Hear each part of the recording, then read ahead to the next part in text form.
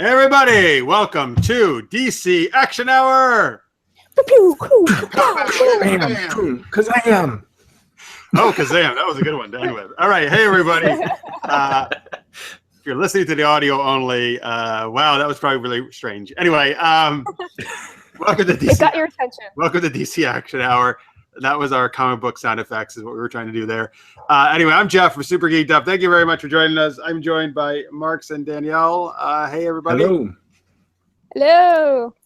All right, this is our second episode. We debuted last week. We're going to be joining you here every week talking all the DC shows on the CW network. So Arrow, Flash, Supergirl, Legends of Tomorrow. Legends was thankfully off this week, so I don't have to talk about it. Ouch. So we were going to talk about Supergirl, Arrow, and Flash, which had new episodes this past week. We got a zany question to start with. We're going to do some news. Marcus has got some news coming up as well. We're going to talk about. If you're in the chat, which I think Anthony Davis Lister's made is in there. I'm going to go check that in a minute. Is already in there. Please share your comments, your thoughts as you're watching live, or you can tweet us at Super Geeked Up. We always love hearing from you.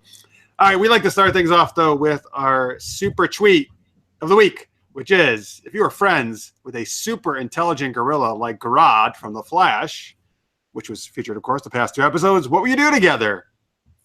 All right, Danielle, what would you do with a super intelligent gorilla? Well, I had Francis, aka the other guy on Twitter, put that one option is to take over the world or join a group of misfits in a flying car to become the Ghostbusters. In a flying car? Yeah. I don't know why. Okay. Gorilla in a flying car. Sure, why not? Absolutely. Hey, there was a TV show called Ghostbusters that had a gorilla, didn't it? Now I wonder if he means the not. There's two. Do you mean the animated show? I think he means the animated show. There was two animated shows. One was actually the real Ghostbusters, meaning the one based on the movie, and then there was another show just called Ghostbusters, which had nothing to do with the movie. I watched them both. Yeah. Oh, there was a gorilla in that. Shit, that's what he means. Yep, that's exactly what he means. I don't know if it had a flying car, but it probably did, actually. I bet you did, yeah. I just remember now. Like the gorilla is one of the Ghostbusters for some reason. I don't know. Nice. All right, Francis. Very good. Taking me back to my youth there. Good. I think I came up with this like 5 minutes ago. It seemed like a bright idea to me, but now it seems silly. But I would probably start a cover band and have Grodd mind control everyone into loving us. Wait, a cover band? A cover band. I would start a cover band and have Grodd mind control. Would you cover just certain like groups or anybody? Probably just a Journey band. Oh, I'm 100% behind that. I'd be a Journey cover band, and Grodd could mind control all the haters. That'd be awesome. Yeah, man. Everybody would be applauding for you guys. They would love you. See? That's cool. Good. He's your roadie, kind of, basically. In the chat, so we actually have a few people watching. Victor Snyder's here. Actually, Victor is usually watching some of our gaming shows like Dungeons & Dragons, which is on tomorrow night. So thank you, Victor, for swinging by here. Lister's mate says, Danielle is Supergirl. Well, that's a nice compliment. Well, thank you. He always gives nice compliments to the ladies, and who cares about you dudes? Actually, right behind her, who is that? Is that a bird? Is that a plane? It's Supergirl. Oh my God, it's my twin. She really is. She really is Supergirl. Look at that. We have Carrie Johnson says, who wants to see Gorilla Grodd and his army of gorillas versus Caesar and his gorillas? Oh, from Planet of the Apes. Oh, yeah, that would be quite a matchup. Actually, those are both very intelligent. Caesar's a what? Is Caesar a gorilla? No, a chimp. Is that what he is? Grodd's way bigger, yeah, and telepathic. He could just tap into their minds. No, I guess that's true. Caesar doesn't have any telepathy, right? Yeah. Yeah. Mind control. Yeah, they're like psychic steroid-induced growth ape people. And Francis is actually watching live. He confirms, yes, it's an old Hanna-Barbera Funimation cartoon. Yes, I totally remember it now. Thank you, Francis. I totally watched that show. And then Lister's Mate says, yes, he remembers that. And then he also says, why don't you cover the monkeys, Danielle? Because she wants to cover Journey. That's why. Oh. All right. But if you're watching, let us know what you would do with Grodd or any super intelligent gorilla. Marks, what's your answer? You know, I was gonna have start a Planet of the Apes revolution. It'd be great. I have to wear an ape costume, I guess, so I can stand. Wait, you're gonna wear an ape costume? Sure. Yeah, I'll just be a really ugly ape. And they'll be like, "Oh well, whatever. We'll work with you." Well, you've got the facial hair already going, so that's a good start. Oh yeah. But you know, see what happens. I like gorillas and orangutans. I do not like certain monkeys though. I got peed on. My head got peed on by a monkey once. So I don't like them. Okay, wait a minute. Now we have to hear this story. It was just at a zoo, or just like going outside your house. Do you have monkeys in the trees? Where do you live? Yeah, we went to Florida, and on the way back, we stopped somewhere that was like a monkey, like a monkey jungle, and in Miami, and there's this one area where you go in, and it's like the humans are gated in, right, or in the cage, and the apes are all free run around, the monkeys and stuff, and you got this pathway to go, walk along, and the little monkeys. Some of them will follow you because you could feed them. You can like put little nuts in these little trays and they'll like grab it and pull it up and eat the peanuts and stuff. Anyway, we were being followed around and stuff. And next thing I know, I felt water hit my head. I turn around and there's these two monkeys and they literally did this like this thing, like it wasn't us, Like, dirty monkeys. Hey, why you call them dirty? That's not very nice. Because they peed on me. That's why. Well, we pee too. So are we dirty? Well, yeah, we kind of are, I guess. If I pee on your head, I'm dirty. So not one monkey, but two monkeys peed on your head. Is that what you're telling me? I don't. I assume one of them did, and the other one was just egging him on. Yeah, the other one was like, get that guy. Get the ugly-looking monkey. Doesn't fit in with us. I'm sorry. Did you leave immediately, or did you just keep walking around and just had it all over you? I kept, we kept walking around. Yeah, it wasn't a lot of pee. They're little monkeys. There wasn't much I could do. I think maybe we had some. I guess they had something for me to dry off a little bit, and I don't know. In the bath, put your head in the sink. Yeah, no, I cleaned off quite well afterwards. So. Oh, that's a great story. Now I really like monkeys even more. But they had a gorilla, and the gorilla was nice and did not pee on anyone. Well, it's much easier, I think, for monkeys, right, to get in position to do that. And they said his favorite TV show was the Planet Apes TV show. Who, the gorilla? Yeah. Was there TV set up in his area? They haven't watched TV, through the day, and they said his favorite TV show is Planet of the Apes. Oh my god. Well, that makes sense if you see other. Although which one? The original? Oh, do you mean the original, or do you mean the TV show? Oh, the TV show. Well, that was based on the original movies, right? Yeah. But there were all people in costume in that one, right? Yeah. Okay, so those aren't real apes. That's not real apes. Yes. In the chat, Victor Snyder said, going back to the thing about Caesar, he says Caesar's a team builder. He would win in the long run. That's a good argument. And also, Victor Snyder wants to know, what did you do to the monkeys to incur their wrath where they peed on you? I didn't do anything. Maybe we weren't feeding them fast enough. I don't know. I got the impression they were just bored and they were just like pranksters, They act like teenager kids. Yeah, they're probably teen monkeys, what they were. Teen monkeys, yes. It was Beast Boy from Teen Titans. He just turns into a monkey, hangs out and pees on people. Nice DC tie in there. Francis in the chat wants to know, no one in the right mind would say the Marky Mark Planet of the Apes was their favorite movie. I see that. I think maybe is that the one with Tim Burton directed? Oh, was that the last one they did? Before the reboot?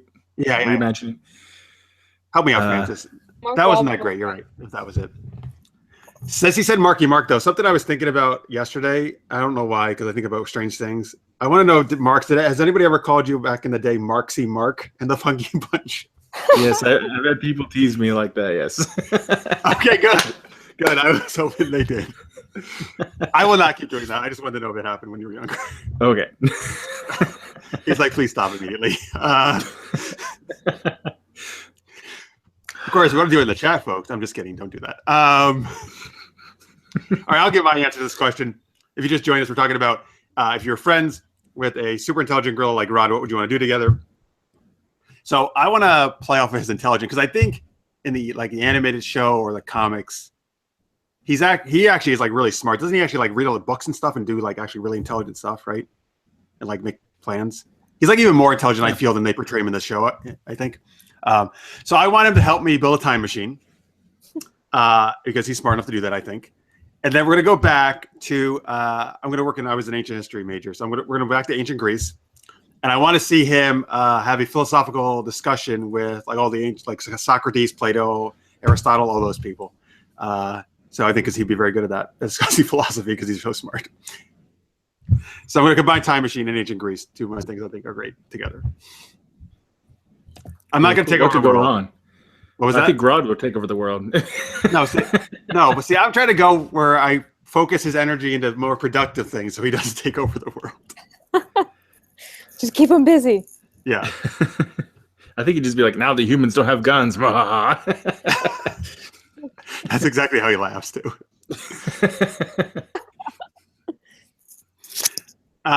In the chat, Francis says, yes, Tim Burton was the directed one of Planet of the Apes was the one Marky Mark was in. Mark Wahlberg, sorry. I'll call him by his right name. Victor says he liked that movie up until the last 5 minutes. All right, so I guess he just didn't like the ending. I don't really remember too much about that movie, period. So. Yeah, I barely remember it, yeah. I remember like the first 5 minutes, and that's it. Okay, you got the first 5. Victor's got the last 5, and now we just need all the middle part. None of it matters. Yeah. I will say, folks, if you haven't seen, I always confuse these, but Rise of the Planet of the Apes was before Dawn, right? Which doesn't make any sense to me, really, but that they titled it that way. But right. Yeah, it always confuses me because Dawn, I feel, should be first one, but I think, but Rise was actually the first one. That movie I love. I think that was a fantastic reboot. If you haven't seen it, go watch that movie. It was so well done. Oh yeah, it was actually one of my favorite. It was probably I think it was my second favorite movie of the year it came out. It was awesome. All right, let's see here. All right, so that's our super tweet. You can keep tweeting in the comments or tweet us at Super Geeked Up if you're watching the post. We always love to hear your answers. So now, folks, what we're going to do, we're going to talk about the different shows this week. Flash, Supergirl, Arrow. We got some news in the middle of that. But we are going to start with the fastest man alive, or at least talking about him. We're going to go over to Marks, who's not the fastest man alive, but he's going to lead this discussion on the Flash. I could be. Who knows? He had a Flash last time. I did. I did a Flash routine last time. It was great. Or maybe you're going to flash us like Marky Mark used to flash just as an underwear. Yeah. No, I don't think you don't want that. No tidy whities. Oh, there you go. Nice callback to when Danielle was on Super Geeked Up. Brings back so much memories. Yeah. All right, so Flash this week. It was Attack on Central City, part 2 of the previous episode, which was Attack on Gorilla City. So this is episode 14 in season 3. Now the teleplay was from, everybody wrote this was producers, right? So the teleplay was from Benjamin Robb and Derek A. Hughes. I could swear one of them went by the name Speedweed on the episode, but that's what they have on IMDb. Speedweed is maybe one of them. Speedweed wrote this week's Arrow, actually. Oh, that's what I'm thinking of. Okay, never mind. And those two together have written Dead or Alive, The New Rogues, and King Shark. So maybe we'll get a King Shark grill Grodd after all. Okay. That's in the episode too. It says that. They've written King Shark before. I think it could happen. It's also they wrote the teleplay. Story by was Todd Helping. It's also producer. He did Guerrilla Warfare, which is a Guerrilla Grodd episode. He also wrote the Invasion episode for Flash, Escape from Earth 2, a bunch of different episodes. So in this episode, the team thinks they defeated Grodd, stop Grodd from being able to invade Earth 1. And so they're going on doing their own little things. And Jesse and Wally tell Harry that Jesse's going to stay on Earth 1. Harry takes it pretty well. Of course, we find out as the episode goes on, he's got some plans, some funny plans to try to mess things up. And team learns pretty quick that they didn't change the future after all. Grodd has come to Earth 1 when Gypsy attacks them. And, can the Flash team stop them?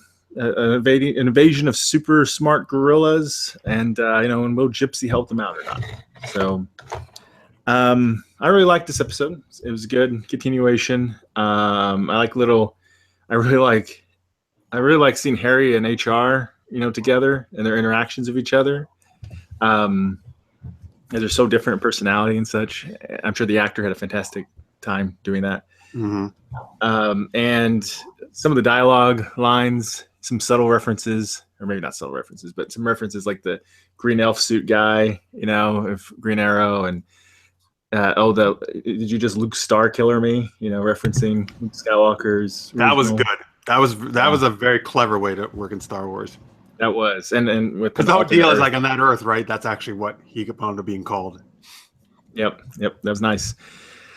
I didn't realize how much I missed Harry until this episode. I really like him. I hope we get to see him, make some guest appearances again.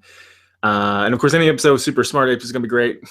And I can't remember who said that about comic books, that you just got to put apes in them. There's that time period where apes were in everything in comic books. Wait, what? Yeah. Who said that? I don't remember. I gotta like look that up. But I remember someone saying that in comic books. You just got to put ape in it, and it'll sell. So. What? That's all right. Hang on. Are you just making this shit up? No, it's true. Honest. I'll tweet it and it'll be true. Right. I guess Marx is the one who said it right now. No, I could swear I've heard that. I didn't get time to look it up to see who said that. But because if like the history of comic books, there was a time period where there were apes like all over the place, like Gorilla Grodd and others. I don't remember that. I've read a lot of comic books. I don't remember that at all, to be honest with you. I remember Gorilla Grodd, and that's it. And Grape Ape. Okay, people can fact check this after this episode. Yeah. Let's get these ultimate facts out of here. Yeah. We need a fact check, please, on aisle 3. Yeah, in the chat, start fact checking, Marks. Okay, yes, start fact checking me. Gypsy was great. Love to see Gypsy. Only maybe bad thing sort of is just like, it's kind of convenient that I think you kind of referenced this a little bit too, Jeff, in the last episode. It's a little convenient that Gypsy happened to get captured right around then to give Grodd a backup plan to come to Earth. The whole no-kill policy totally is true for Flash. But it does get a little like eye-rolling a little bit when you're getting like invaded by gorillas, particularly like a warfare situation. So I can definitely understand why you might have to kill someone in that scenario. I'm glad Flash didn't have to really go that far with it. But and also whenever the three Flashes, or the three speedsters took on the gorillas, I thought they could have. There's no way they were going to really beat them probably, but I thought they could have fought them a little bit smarter because they were just a little too direct against these like super strong apes. Would have liked to seen them try a few things and then fail. So, but otherwise, lots of fun, great episode, another good classic installment of Flash. What do you guys think? What did you think, Jeff? It was a really awesome episode. Danielle called it last week. She actually thought this was going to be, well, I'll see what she thinks, but she thought this was going to be better than the previous one. I thought it was. So I was actually very surprised that most of the episode was not about Grodd at all, and it's only at the very end where they actually had a battle. Mainly from the previews, it looked like it was going to be a big battle episode. I'm actually 100% cool with that. I actually liked that most of this episode was a big deal about Barry questioning his ethics and being true to himself, and having to be reminded about there is a better way to do things. You're not Oliver. You're not these other people, right? And that's why I love the Flash so much, because and like a lot of other heroes like Spider-Man and stuff, where they do try to always find another way, right? They don't kill. They be the better person. And I thought that was great that they actually dealt a lot with that like that. I think that's the kind of stuff that really makes shows worthwhile. Talking about themes like that, right? I much prefer that actually just to seeing battles all the time in action. And I thought they did it really well. And it was actually nice that Iris was the one to basically kind of remind him of that and who he was. So overall, I think it was a really awesome episode. I agree. Like, Harry is one of my all-time favorite characters. So the one thing I've been bummed about this year is that he's not a regular. The more I see HR, the more I really dig him. He's hilarious. I agree that the two of them together is just so fun. Like Harry calling him a moron and HR just joking around and being a zany weirdo. And the beginning of it when he was decorating with Friends Day or whatever it's called. Yeah, that was so great. And he's giving everybody cards. Oh, that was awesome. I love it. And so I was only bummed that Harry went back at this episode, so we don't get to see Harry for a while again, probably. So I would like Harry and Jesse both to stay because I'm cool. I'm glad Jesse's staying. I really like Jesse too. I want to see both those guys. But I'm okay with HR as long as there's some Tom Cavanaugh character there. Seriously, he's such an awesome actor, I think, and so good in all the different way he plays the different Welleses. So it was really good. Gypsy. I haven't been quite as sold on the Gypsy Cisco stuff as you guys, but I did dig it this time. I think it's progressed. It's good. There was some nice stuff there. Listeners made in the chat though says, what did he say? He didn't dig that as much. He says the weird thing with Cisco and the bounty hunter, that's kind of odd. Well, I'm not sure. Do you mean their romance, Anthony? Let me know in the chat what you mean by that. I mean, I think that works. What they're trying to do there with those two. The reactions that Jesse and Wally had when she kissed him were just like, priceless. I think his mouth was agape, and she was just like. She was like this, yeah. It's just like it's awesome. That's the kind of fun stuff I love that the Flash does, and I'm like glad to see they're doing it again. The only nitpicky thing I'm going to do is when Harry left, the goodbye with Jesse was very quick and kind of like, oh yeah, see you, Dad. Kind of like I'm not going to be with you anymore. I'm going to be on this other Earth. And I'm okay with it because she's probably somewhat still pissed because he acted like a total dick and pretended that he was dying to try to. So she's probably still pissed at that. I still would have liked to see a little bit more of a heart. They've usually, in the past, they've taken time for Jesse and Harry to have those heartfelt moments. I would have liked to have seen one there. Anyway, that's, again, just a little nitpicky thing. Danielle, what'd you think? Yeah, I thought, I think this was my prediction come true. It was a way better episode for me. I would like to have seen a better fight scene out of Jesse Quick and Kid Flash because they were all lined up, ready to go. I was super excited to see some cool action-packed shots, but it just seems like it was very anticlimactic for me because the whole preview was this big fight setup, and that's what I was looking for. And we kind of got it at the end for 5 minutes, but then Gypsy and Cisco saved the day. I actually really like their dynamic. I'm not bothered by it because I kind of like that he needs someone to kind of play off of now, someone that's strong for him, especially since all the animosity towards Barry that's happened since Flashpoint. So I think he needs someone to be there for him, and she's scared to be that rock for banter back and forth. And all the stuff, when he keeps saying, I know you dig me. He must have said that 5 times throughout the episode. He was very cocky. Particularly in the beginning, he says oh, no one loves me. And then he gets super cocky about it though.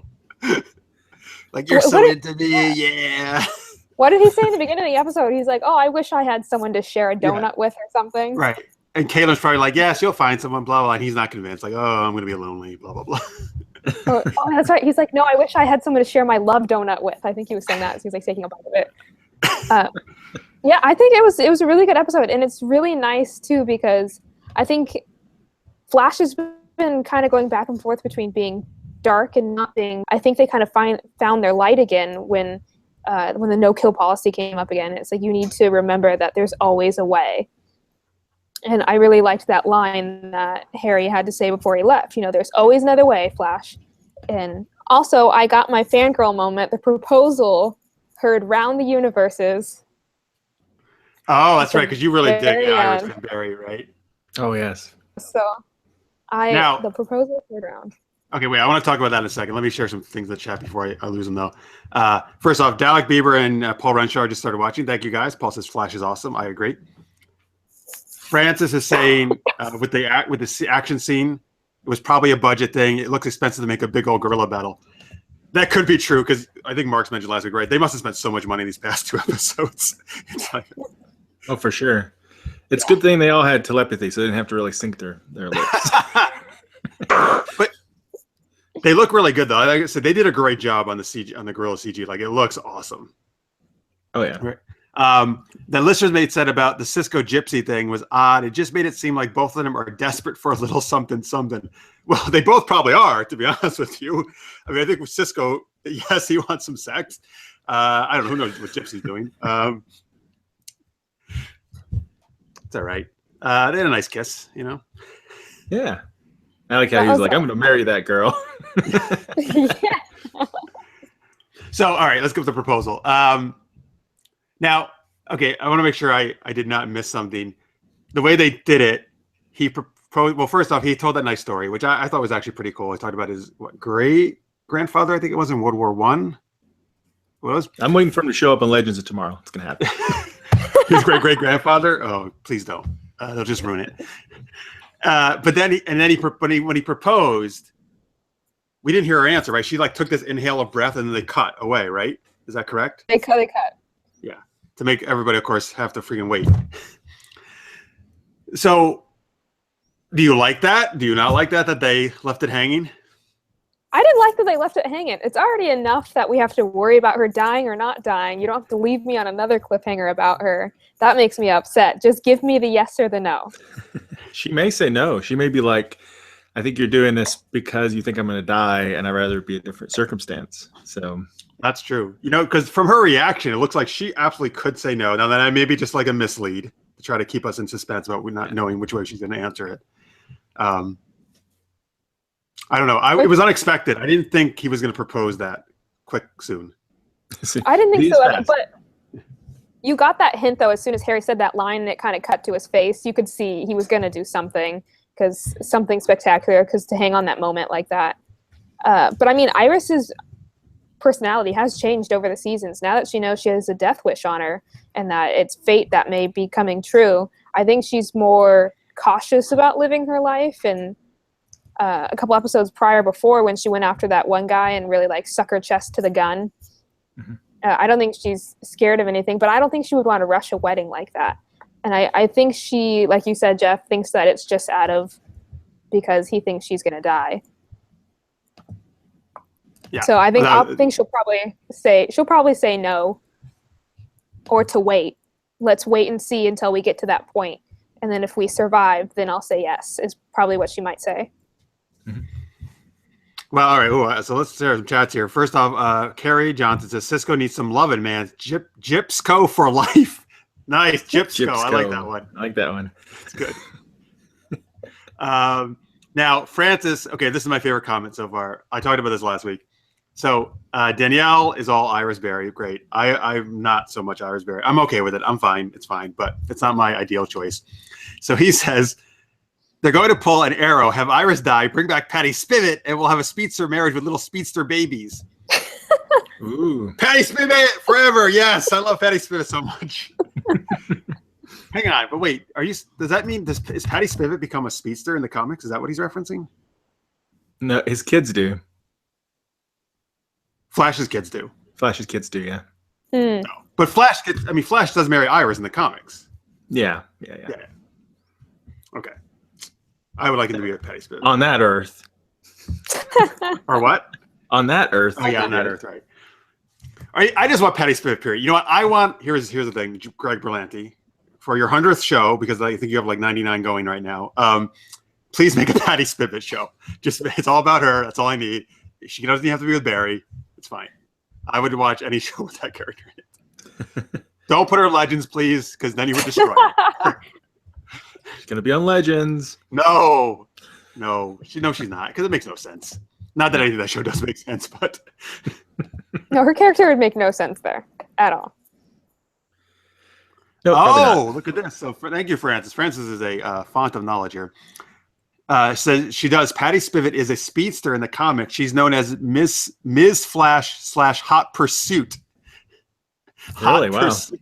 That's not Hot Pursuit. That makes sense though, because she was a cop, right? So she's in Hot Pursuit. of a criminal. Yeah, I could see that. I didn't. Oh, that's interesting. What did they call the girl Flash that was in season 2? The one that disintegrated away? Yeah, the one who was the scientist who came up with that, right? I don't remember what they called her at all. Oh, when she was taking the V6. In the chat, help us out. Francis will know what she was called. But you know what? Hey, maybe Patty Spivak could make a return then sometime if she becomes a speedster. Could be. That'd be cool. There's a lot of speedsters. I know there are a lot of speedsters. Yeah, and you have Jessie Quick, so I don't think they'd throw in another female. Maybe not the same. So Carrie says, so who was that guy Gypsy was talking to before Cisco arrived? Well, I thought he was a different Flash, right? From a different Earth? Yeah. I think he is, yeah. Earth 19's Flash, apparently. Okay. Because that's where she's from, right? Is Earth 19? I think, or she was just arresting somebody, or I don't know. Yeah, I think that is her. Well, yeah, HR is from Earth 19. That is her universe. Sure, yeah. HR is definitely from Earth 19, right? Yeah. Okay. Yeah, I don't know the whole legal system there. Like, how many other vibesters are there? Is there a Vibe Force? That's a pretty good name, though. The Vibe Force. Vibe Force. That would be neat. Well, speaking of vibe, too, we did start to learn in this episode that he's starting to vibe feelings. Yeah. He's going to be like, how's the Force? He'll be like, Vader, search your feelings.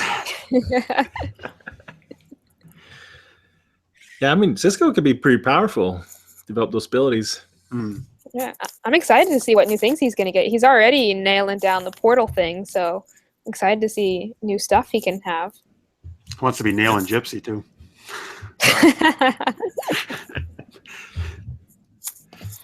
But you're right, yes, he is very good at the portal. That makes it much easier for them to go between worlds now. Much easier for privacy.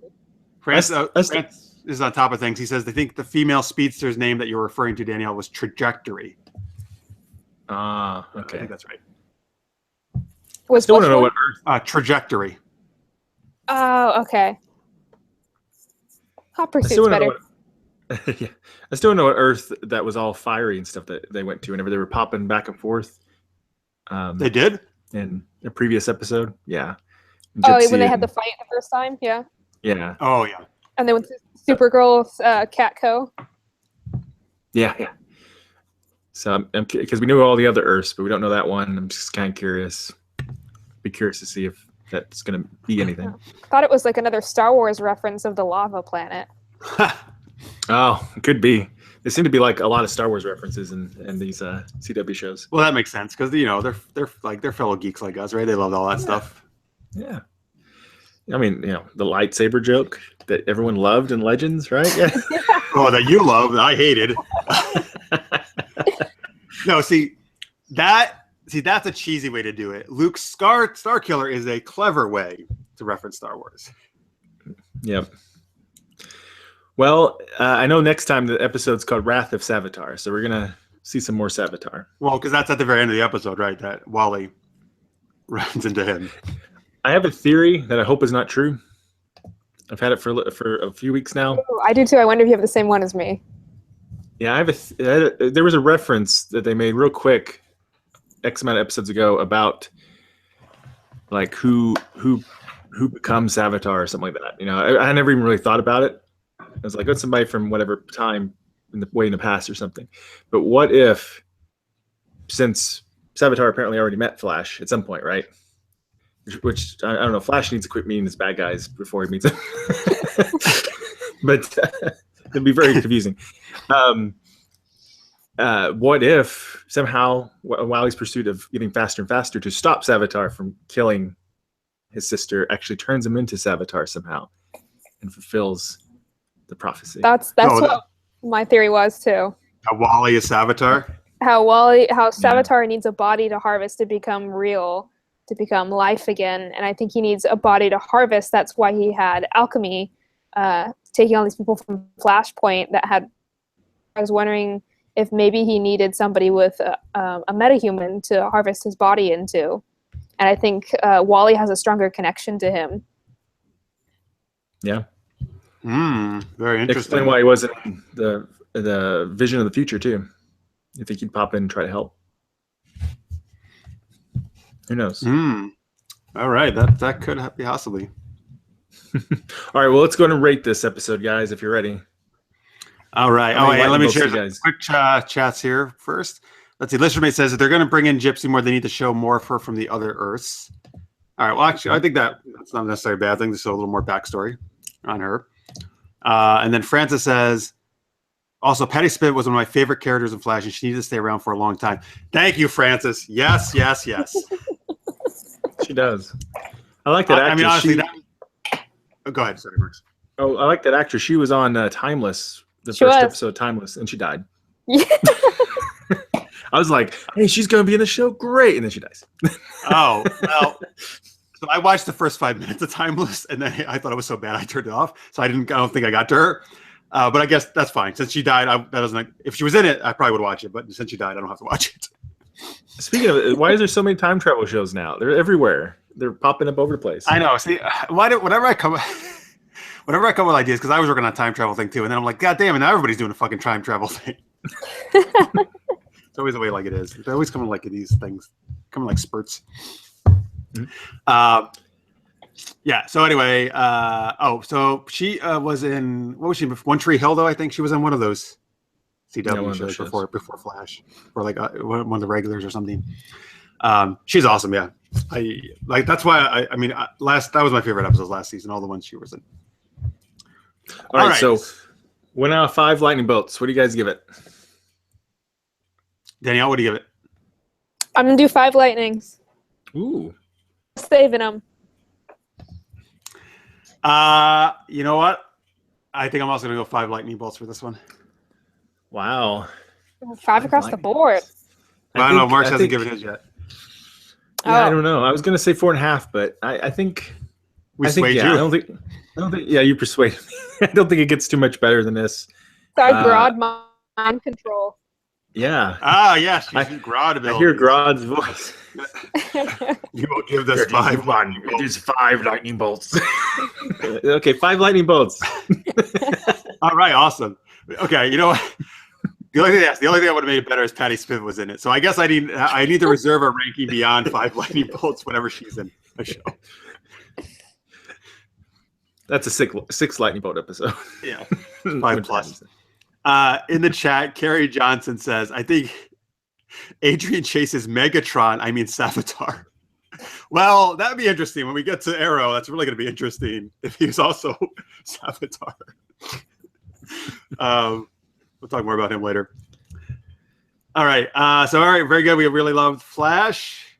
Now, we got some news items now. So we're going to talk about Supergirl and Arrow still a little bit later, but we got Mark has some news items for us. Yeah. So a couple of news items. And thanks to Raisa who tweeted some of these to me. So if you guys watch iZombie, which happens to be a DC comic book, not in the DC universe though, but it is a DC comic book converted to a CW show. We learned that one of the iZombie stars, Raul Kali, I'm terrible with names, who's a regular on the show, plays Ravi, is going to guest star in an upcoming episode of Supergirl. He's going to play Jack Sphere, who's a, quote, charismatic tech genius who has spent decades working on a medical innovation that will eradicate major illnesses and change the face of the world if it works. It's going to be episode 18 called Ace Reporter, where the producers say they're going to focus heavily on the journalism side of Supergirl. And if you haven't heard of Sphere, he's a character from the comic books. He mutated into a supervillain called Biomax, who could control minds. More mind control. Jeez. I know, right? Him and Gorilla Grodd team up. He's actually more of a Green Arrow villain in the comic books. Not specifically Green Arrow, but he's a little bit more of a Green Arrow villain.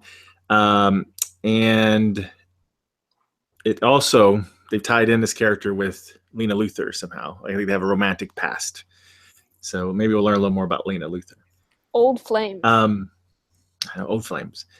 So be interesting to see if he does mutate, become a bad guy or not, or how they're going to change that storyline around. Another piece of news is there's another show coming potentially to CW. They're doing a pilot right now We don't know if it's going to be same Earth or not or what exactly, but it's going to be Black Lightning. If you don't know who Black Lightning is, he's one of the first black superheroes in DC Comics. And hence by the name, he does control lightning, which might affect our lightning bolt rating, now I think about it. But we'll deal with that next year. So the synopsis right now for the episode is Jefferson Pierce made his choice. He hung up the suit and his secret identity years ago, but with a daughter hell-bent on justice and a star student being recruited by a local gang, he'll be pulled back into the fight as the wanted vigilante and DC legend Black Lightning. And he's going to be played by Cress. So a lot of the news right now is casting news, right? And so he's going to be played by Cress Williams. If you're a fan of Heart of Dixie, you'll recognize that. Oh, am I ever? Whoa, I watch that every week. It's actually a cute Jeff's show. favorite show. Yeah. So Julie really liked the show. And I'm not actually dissing on it. I haven't watched it. It looks cute enough. That was Rachel Blisson, right? I think so, yeah. Oh, yeah. I would. Well, as Francis was watching, I would watch Heart of Dixie over Riverdale any day of the week. Hashtag Riverdale strong, Francis.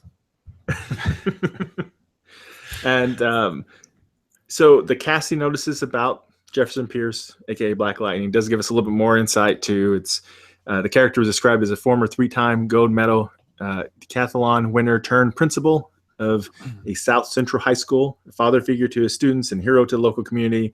Jefferson is also devoted to his 2 daughters, deeply in love with his ex-wife Lynn, and has a great passion for justice and a quick temper. He spent years learning how to control.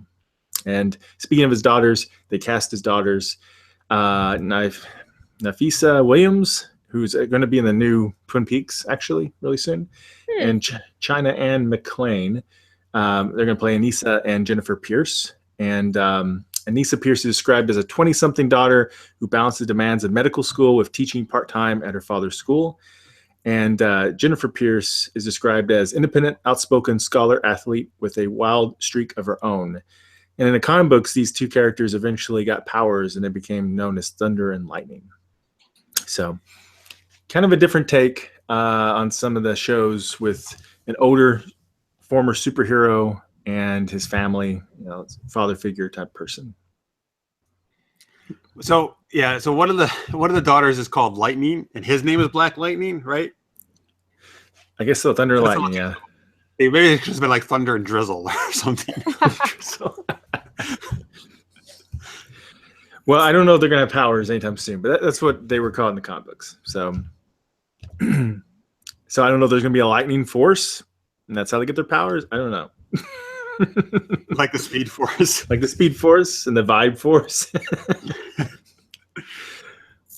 But it should be interesting. We don't know yet if they're going to be in the Supergirl Earth or on the Arrowverse Earth or what. Or a totally different one, I guess. It could be too. Or it could be a totally different one. So who knows? I'm hopeful. I know Static Shock isn't directly connected to Black Lightning, but I always like Static Shock, and I hope somehow they can eventually work him in there and we can see him at some point. Was Static Shock in Batman Beyond? Yeah, I think so. So he's a future guy, right? No. But he started as that was just a different incarnation of him. See, do you remember Milestone? No. So DC Comics decided they needed more Black and Hispanic and stuff characters, so they created another universe.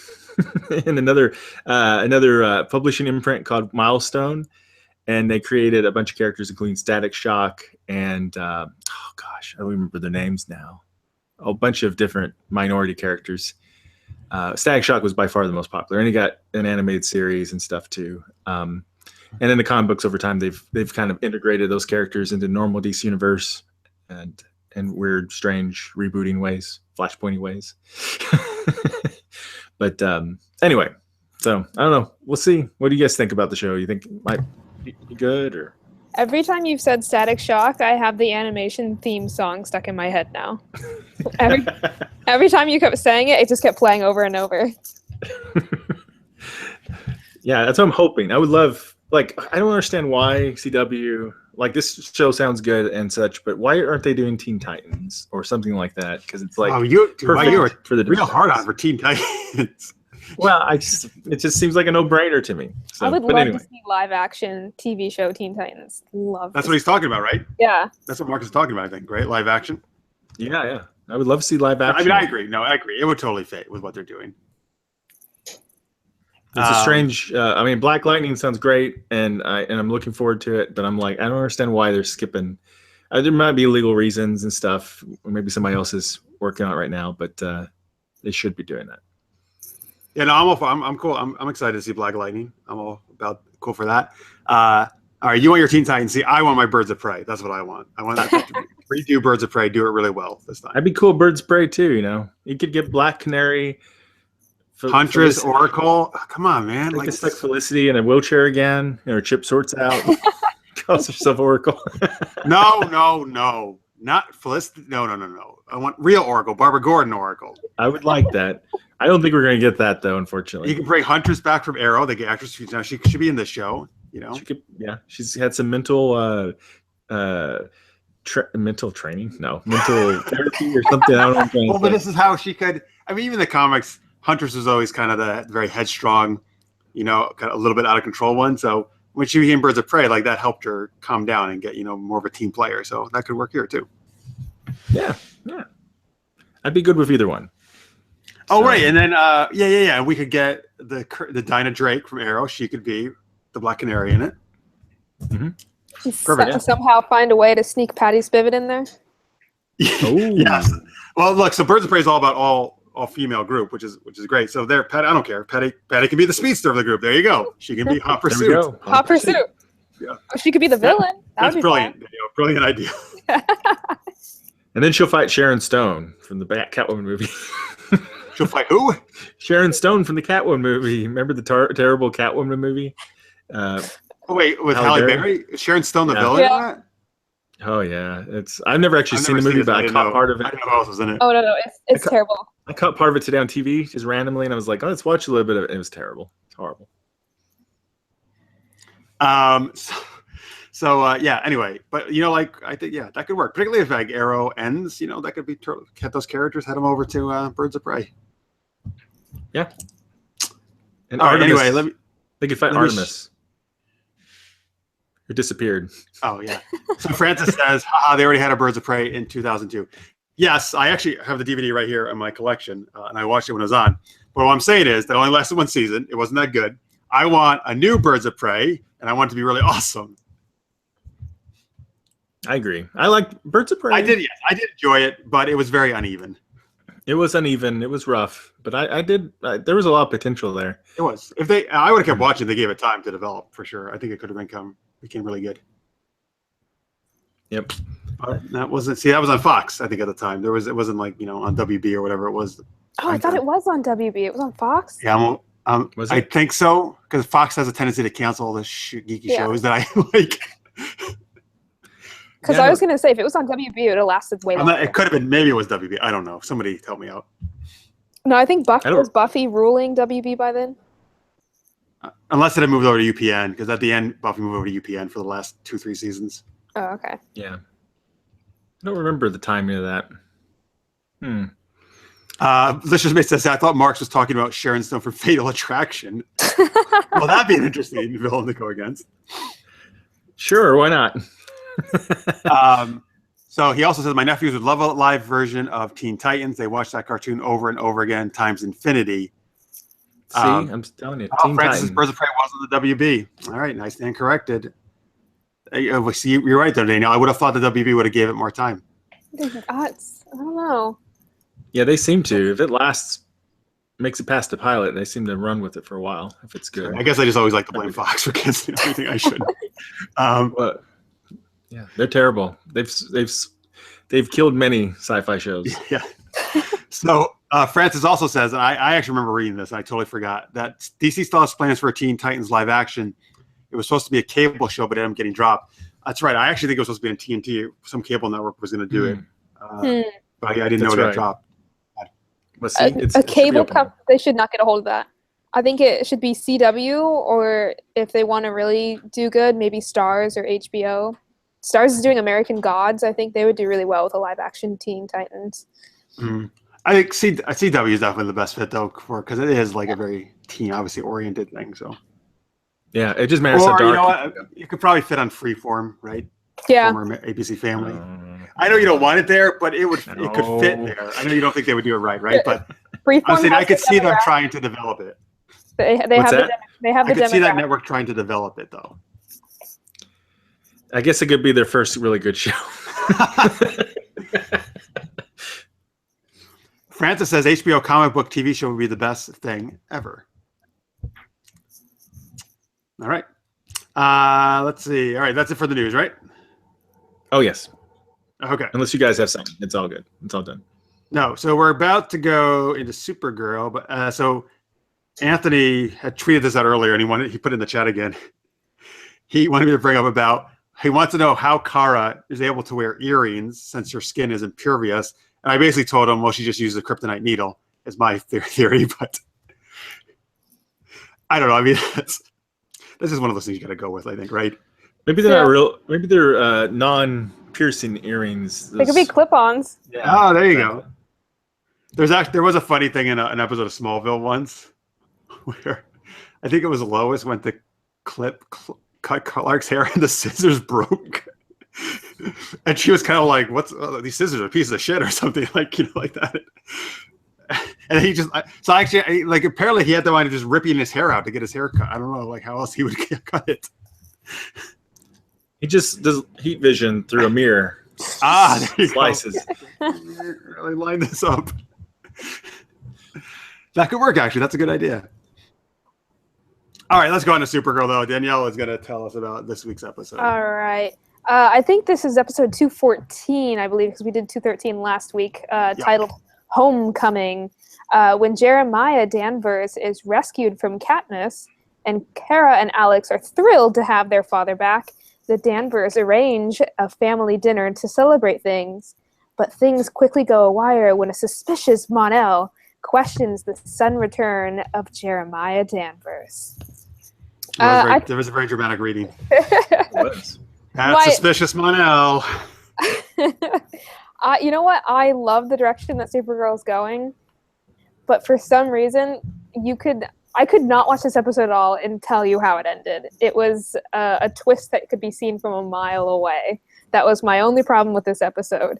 It was really nice to have Jeremiah back, but you obviously knew something was wrong with him.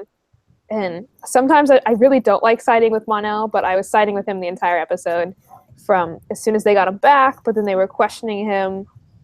And then like the family dinner they had that turned into just a total crap fest of just anger and getting him out. And I think Alex was going to beat him up. Oh, she was. If he didn't step away. Yeah. She wouldn't really be able to hurt him, but... Well, Maggie kind of stepped in front of her too. So, I mean, it was... Spoiler, you knew that Jeremiah was altered by a...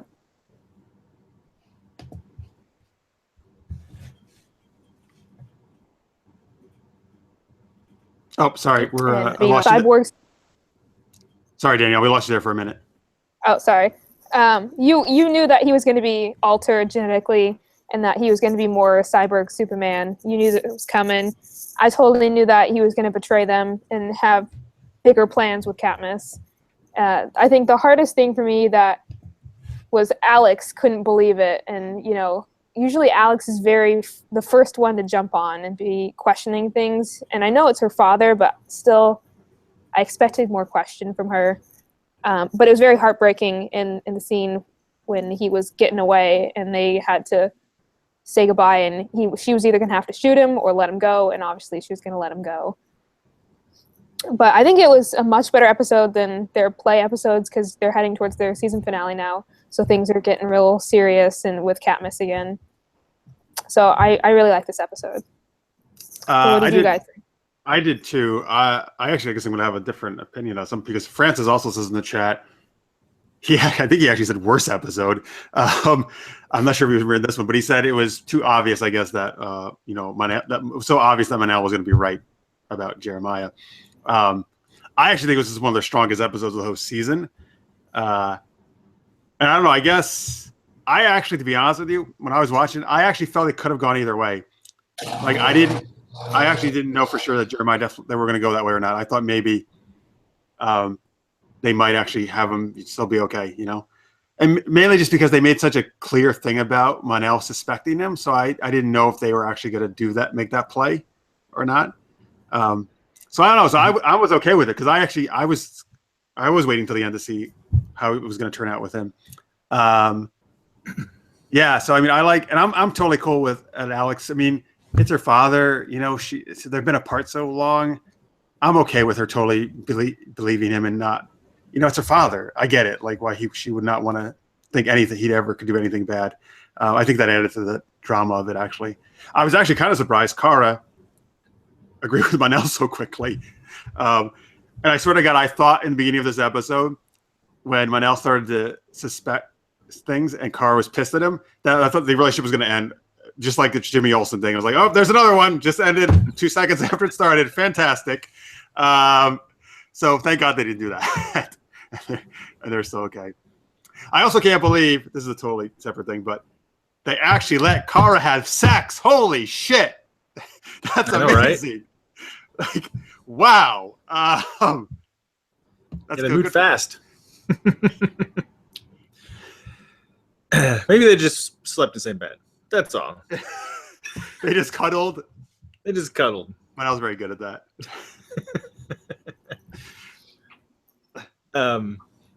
Is it my turn? Yes, it is your turn.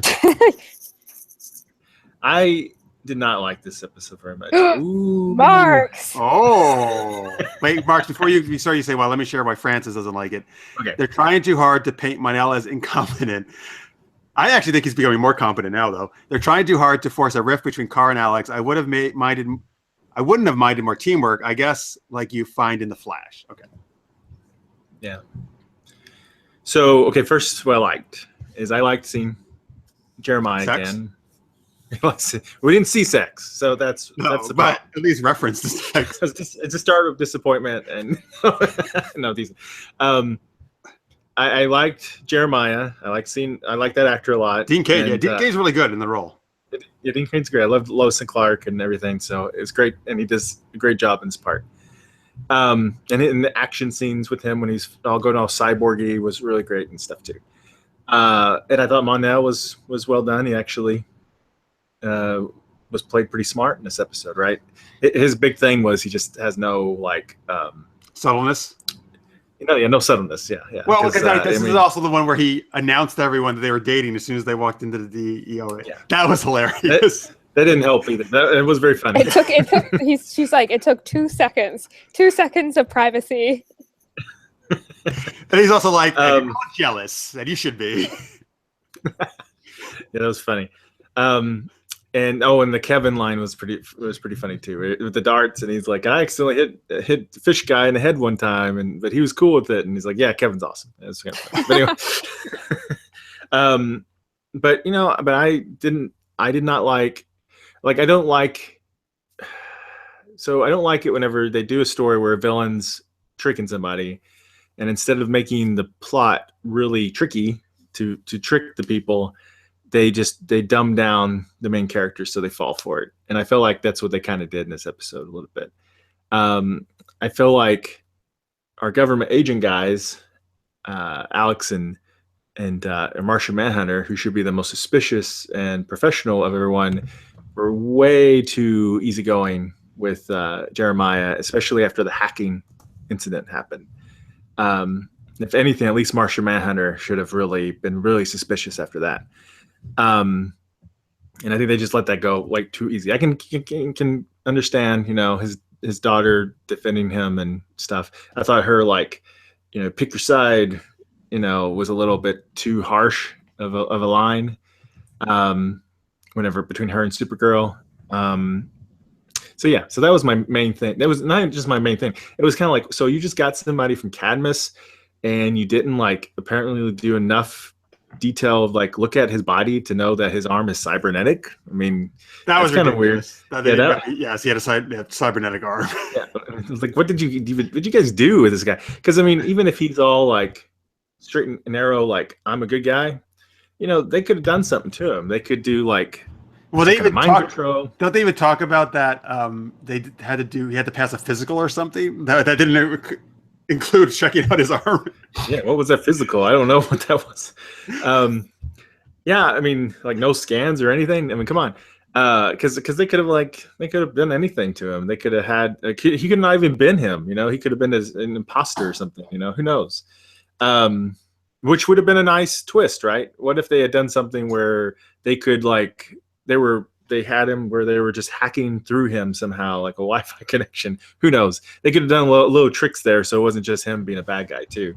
But anyway, that was my biggest thing that bothered me about this episode. And also, I was like, why is her heat vision exploding everything? I don't remember that ever happening before. Usually heat vision was all like slice and dice.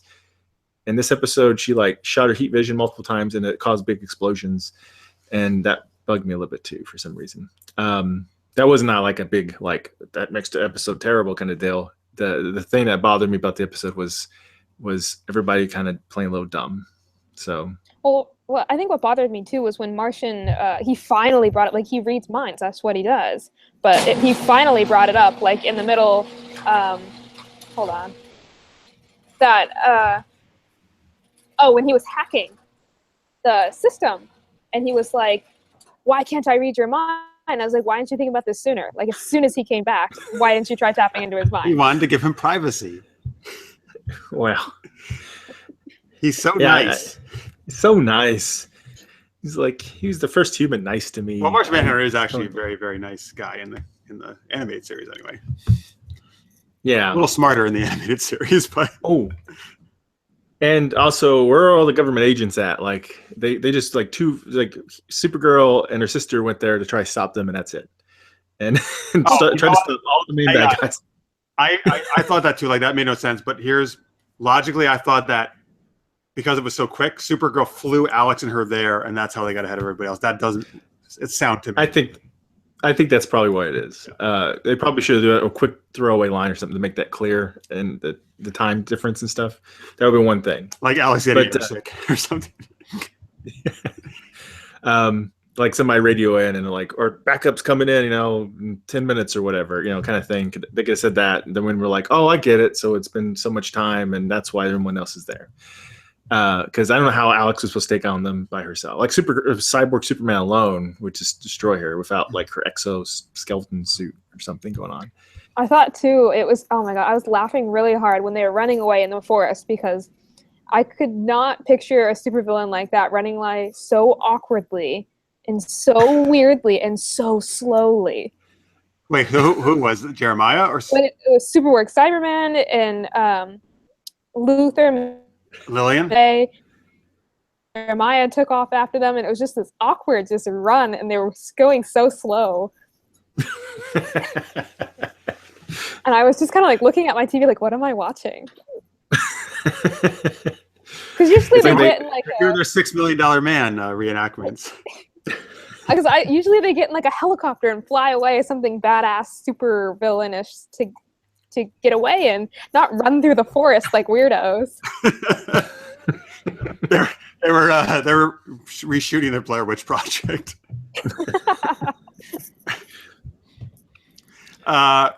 So I don't know. Again, I actually really did like this episode. I think a lot of the tension and the drama worked well.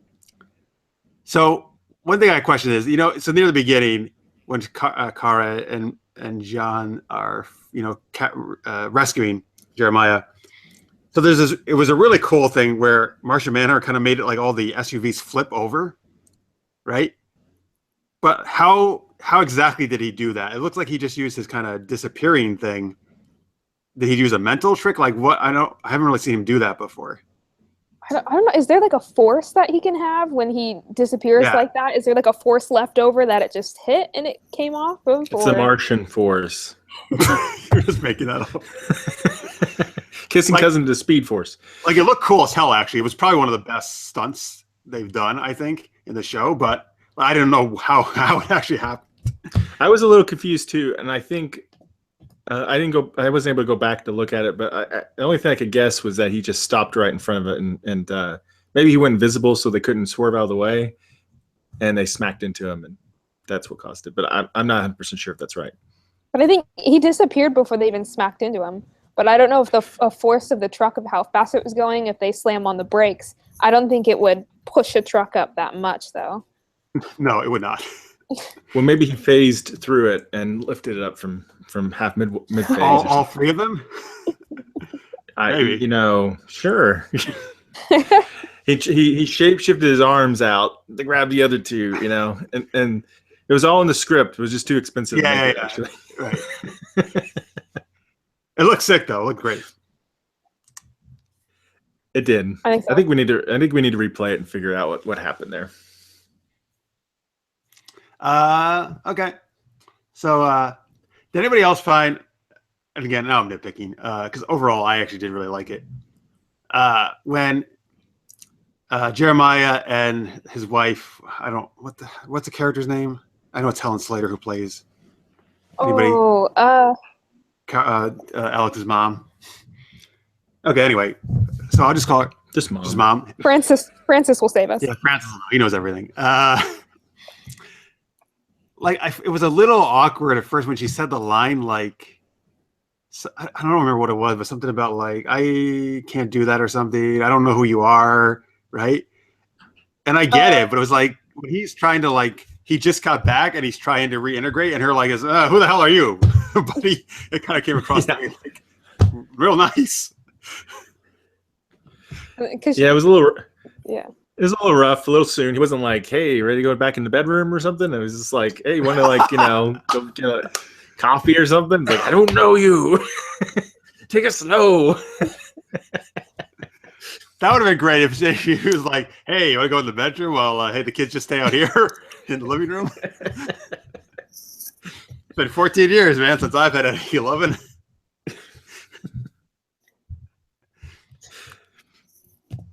Yeah.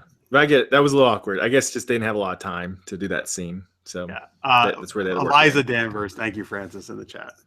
There we go. Okay. Oh, cool. All right. So we're going to rate him? Rate Supergirl?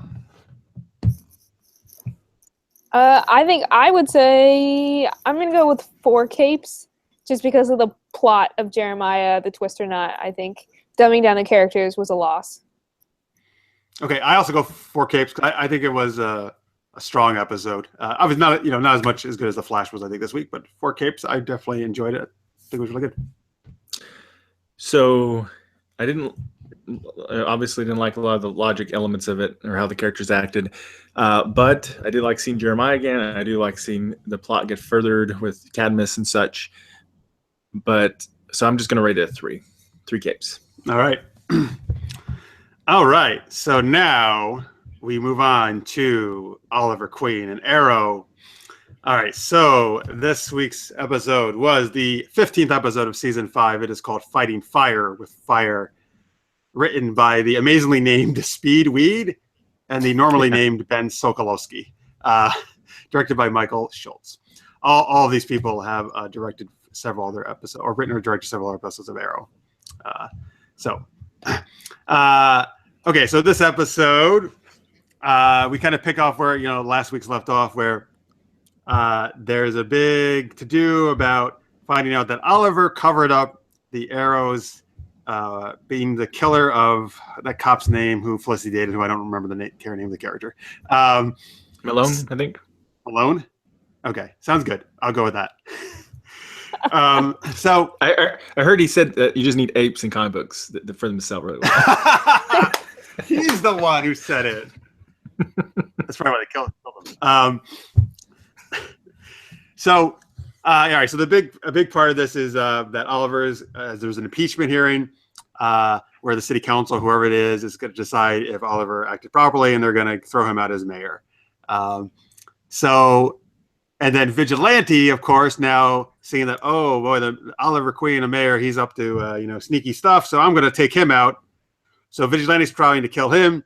The team's trying to protect Oliver while he's making speeches and other shit and trying to figure out a way to clear his name.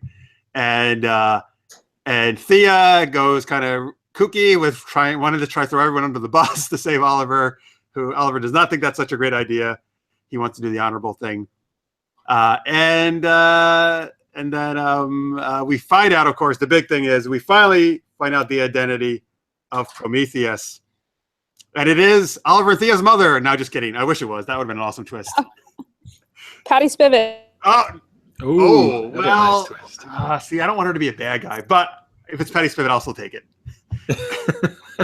She must have had a good reason. She was so probably bummed out about Barry not being with her that she was like, I'm just going to kill Albert. That makes no sense at all. But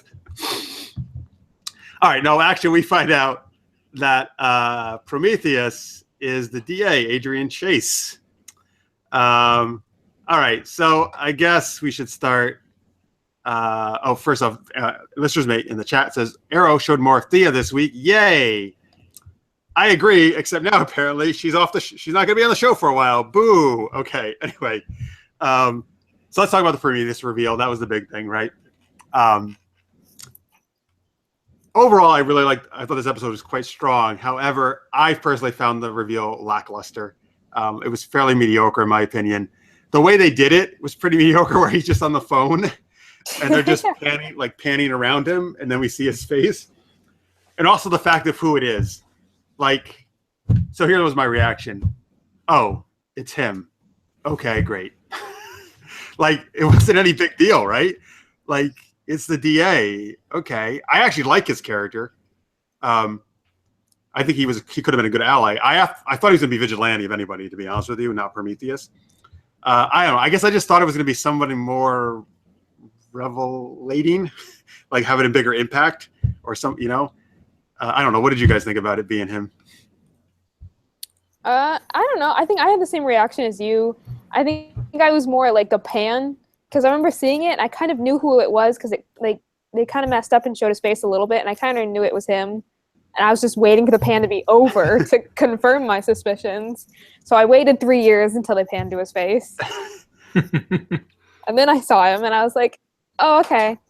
All right. Okay, that's how we're going. So that was kind of, I would say, yeah, lackluster in the way that was. And I really thought he was Vigilante too. Is he he's Vigilante in the comic books? Is that correct? Yeah, I think so. So I think interesting. Okay. I think the producers switched it. Yeah, the trick us. I think that's why they did it. I imagine that's why they did it in that scene, because it was after Prometheus and Vigilante fought, and he beats Vigilante, and they're like, nope, he's not Vigilante. He's this guy. That's probably in their minds why they did it, because they know all the comic book people kept thinking, isn't he Vigilante though? Isn't he Vigilante? But it still wasn't a really great reveal, unfortunately. So I went Tommy. That would have been cool. Well, so I mean, what do you think, Marks, about it being him? I mean, I thought that was. I mean, he's either going to be Vigilante or Prometheus, and I think if he was going to be Vigilante, since he's already Vigilante in comic books, there was no reason to keep his identity so secret for so long as Vigilante. So he probably was going to be Prometheus. But I don't know. I kind of wish it was something a little different. It's still not as big of a letdown as the whole Zoom, little trick they did. That was a big letdown. So. Oh wait. Well, okay. Quick tangent. Then you were let down who Zoom turned out to be. Oh yeah, it was such a convoluted way to explain the trick of who Zoom was. Okay, gotcha. All right, I can see that. Yeah. All right. So in the chat, Anthony says, What do you guys think of Curtis's balls? That was actually the funniest line in the thing, I think. What are you doing? I'm just playing with my balls, is what listeners mate puts in. Awkward silence. I'm glad he finally got balls. He finally got balls, so he said. I'm glad he finally got balls. I was wondering if they would ever do that, because that's a thing with Mr. Terrific, those T-spheres or whatever they're called. And I think, and I kept saying, like, why don't they give him a weapon? Because why is the one dude who's the least experienced going out without any kind of weapon? Didn't make any sense. So I think this is going to be his weapons now. And I think it's about time. If they're going to keep having him go out in the field, it's about time he does something like this. So I hope they do something more than just like fly in people's faces and explode. Yeah, those balls flying in your face.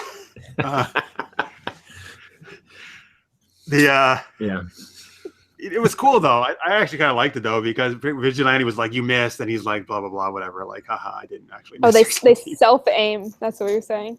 Yeah.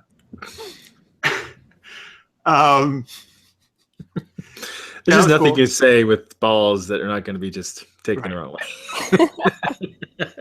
But it's funny though. I mean, and it fits his character to be joking about that kind of stuff.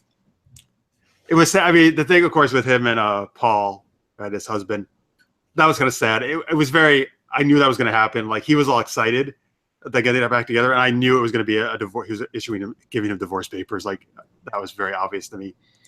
So that was kind of a bummer. Especially when you think about like from his perspective, like his husband's perspective, he just came there saying, "Hey, I just worked with Green Arrow." The guy just was, outed as enemy number one and a murderer. So, I mean, he was gonna divorce him anyway, but that would put a little complication, I think, in that. Well, what did you guys think about? So Oliver in this episode, the way he tries to get around the situation is, so he's not impeached. Basically, he outs the Green Arrow supposedly as being the bad guy who actually did deliberately kill him, and he's not a good dude anymore. Sorry. Well, it sounded like our president almost for a second. There's some bad dudes. It's a bad hombre. Yeah, some bad hombres in Star City. Anyway, what do you think about that? Where it's basically, he had to throw himself as his alter ego under the bus there. It was a shame they had to do that. It does make sense. It sort of plays into that whole flashback scene where whatchamacallit was did the thing to prolong their lives, for an hour or whatever. I think it's his Russian friend who I can't remember his name now. Oh yeah. Anatoly, right? Yeah. We're just to kind of delay, them getting killed, give them a chance. I think in Oliver's logic, this is just a way to delay things to give him a chance to get things to grip, because he can always save that, reputation of Green Arrow once he can get some proof or evidence or something, and still stay as mayor. Right. Once he takes down Prometheus. Yeah. I was almost wondering if he was just going to go for it and be like, "I'm Green Arrow, that's why," and out himself. I actually thought he might do that too, to be honest with you. Yeah. Just be like Iron Man. Yeah. Well, he's done it in the comic books before, so I didn't know if they were going to go there or not. So, but him killing people complicates it too much, though. It's like, I'm a part-time murderer sometimes. That's not illegal, is it? You can't impeach me. I murder people. Yeah. Yeah. Now, Prometheus, though, here's the thing. They all built this thing up as Prometheus is supposedly the son of this mobster or some dude, right, that he killed in the past. Yeah. So now Adrian is supposed to be that son. That's the deal, supposedly now? Seems like it. I don't know. I guess it seems like Adrian's not young enough. I guess for some reason I thought the son would be younger. Maybe not. I don't know. I mean, not that Adrian's super old, obviously, but... No, they never really said... I don't know if they said his age or not. I mean, he'd be an adult. They said that. Yeah, I don't remember what age they said. I mean, I still think since it's not Talia, I imagine Talia has trained him. Probably from season 1 on, she's been secretly training him, and they've been preparing this all this time. Or at least he's been preparing all this time. Interesting. What do you think, Danielle, about the episode in general, or anything you want to talk about?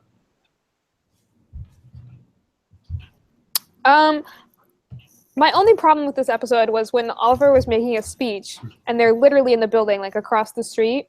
No one hears the gunshots. No one hears all the commotion that's going on over there. So that was my only problem that was happening with that. But my problem was that he walked out into a sniper's base, knowing there was a sniper there. It's like, nah, fine. I'll just walk out here. Right. Yeah. They'll take care of it. Piece of cake. I was surprised he didn't take a shot though at him. Well, he would have. Like he should have really. But I think I read something that he's more about Vigilante's more about not killing but more torturing. The more suffering he wants Oliver Queen to do, rather than kill him. I forget where I got that off of. Well, Prometheus is, yeah. Okay, yeah, Prometheus. Maybe I'm thinking Prometheus than I am. No vigilante, just like kill them all.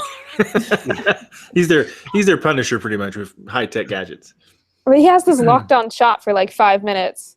I know. They did trip the wire, so I don't know what the timing is between that and him figuring out there's people in the building with him. Yeah, but seriously, he just has to pull a trigger. Like for half a Yeah. second, he just do that and then walk away. Yeah. Yeah, and they underestimated Vigilante quite a bit, I think. Well, and we got to see Thea fight a little bit too. Not in costume, but we got to see her throw down a little bit. Oh yeah, she does it against Vigilante a little bit, right? Yeah, when he flips their limo. Yeah, you're right. And then there was actually the fight scene between Wild Dog, Diggle, Curtis, and Vigilante was good. I think that was a cool scene, cool fight scene. Yeah. Yeah, I really liked the fight scenes in this episode, and I've never really cared about Vigilante so much, but this episode I actually dug Vigilante. Now I actually care to maybe find out who Vigilante is at some point. Well, that's like so since he's not Adrian Chase, not the DA, I mean, who the hell is he? Yeah, the producers were asked that, and they said that they know who it is, but I would hope so. Yeah, I hope they know. Well, you never know. There'd be some nameless person, but they said that it may not get revealed this season. So. Oh shit! Really? Oh my god! I thought for sure they were going to reveal him this season. I would think so too, but that's not what they said. Oh no! Of course, they revealed Prometheus way earlier than I thought they would. Yeah, because I think they'll end this season with the team knowing who Prometheus is, and then I think the next season they'll switch to let's find out who Vigilante is now. My guess for who Vigilante is, if it happens to be anybody that's on the show right now, is it's that dude who's in charge of the ACU. I could see him doing it. Really? Huh, interesting. He seems very kind of chill, though. Well, it's what he wants you to think. Oh, wait. Maybe, what if it was Quentin Lance? Oh. It just came to me when you said... Actually, that makes a lot of sense. Except he wouldn't shoot. I know, well, but that could be the explanation why he didn't take the shot. But he knows the whole story behind that, doesn't he? I know. It's probably not him. I just think it would be cool. No. Man, for a second there, you had me. I could actually see that with the whole drinking and everything. It could have been him, but no, I don't. I really like his... I hated his character in season 1, but I really have come to dig his character a lot, Quentin Lance. I've always liked this character. I loved him on Dresden Files. I just like that actor. Oh, I forgot he was Paul Blackthorne, right? Yeah. I forgot he was Dresden. What do you think's going to happen with Helix, the hacker group? Oh, that's right. Felicity, even though Diggle told her, hey, knock it off, but no, if she didn't listen, she went all in with Helix. I think it's not going to turn out well. Probably not. You know what's going to happen, right? Felicity's going to do a lot of freaking shady shit, and then she's going to finally learn, oh, I shouldn't have done all that stuff, and come back to not being, or maybe they're just, I wonder if they're going to make her a villain. Think they would ever do that? I like to see that. Give me a better storyline from Felicity. That's what I ask. That could work, actually, if you make her a villain. That could totally work. I would be totally down with that, because I agree. I think they've kind of lost their way with her, so they need something to do with her. Yeah. Yeah, I don't know. Well, what if Helix decides they're going to turn on Green Arrow? You know, who knows? They're going to do what? What if Helix decided as a hacker group they need to turn on Green Arrow, reveal who Green Arrow is? Oh. You know, and they make then she can prevent them, I guess, if she's still on Team Arrow. In the chat, Francis, so Marks, you wanted Tommy Merlin to be Prometheus, right?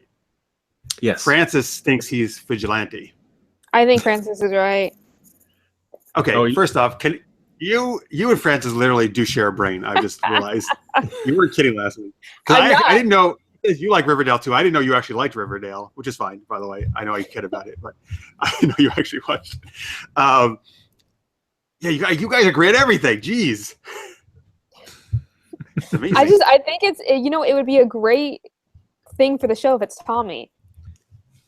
I agree. I think it would be a great storyline, especially someone that we're familiar with, and it's not some random person, and then we have to get the backstory of them. We already have the backstory for him. So. Oh, what if it's Slade? Now that I would love, because I love Manu Bennett. He's been the best villain, obviously, of any season of Arrow. This could be his way of trying to redeem himself. I know it's not really, he's getting too extreme, but his own way of redeeming himself. Yeah, I don't think it is Slade, but that would be cool. He threw a pretty strong punch. It's probably not him, but he did throw a pretty strong punch. Or she. Could be a woman. That would be cool too. It was a woman because that fight scene was obviously on the top of the rooftop. So that would bother me if it's like fight scene like that, and then when they go to reveal and it's a woman underneath all of that, that would kind of bother me. Just the continuity would bother me. Right. And of course they could. I mean, unless they did try to specifically make us think it's not a woman or something, right? Yeah. But then yes, it's a continuity problem then. So in the chat, Francis actually thinks they're going to write out Felicity. That's curious. I don't know. I expect her to stick around, but it could. He also says Danielle is so right about everything, or about all of it. Of course. That's I feel a connection. Yeah. I think you have guys have like a telepathic link. My long lost Riverdale brother. I really like that scene Yes. when Vigilante flipped the vehicle and he's like looking through like thermal vision or whatever, and he thinks he sees Oliver coming out of the car, and he's like, "Good man," and she comes out and goes and does a scream, and he goes, "Good woman." That was pretty cool. I like Black Canary a lot. I do. The more I see her, man, the more I dig her even more.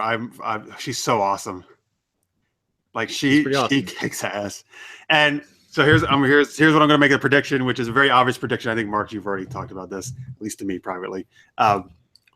So Dinah Drake and Oliver, I think, are obviously going to get together. But I also think she's going to be the one he ends up with as the final relationship. Like when the show ends, it's going to be those two together. Probably. I just think it makes sense. And if they're finally, so they can finally do the Black Canary thing for real with him and, the Green Arrow and Black Canary, which is obviously always the thing in the comics. Unless she spins out and starts at Birds of Prey. Well, they could still be dating. He could make guest appearances. Yeah. I can see it happening. They'll just do the superhero thing, or like, or the normal sci-fi thing. Like, well, you're too far away. This will never work. Well, that's what they would Penny.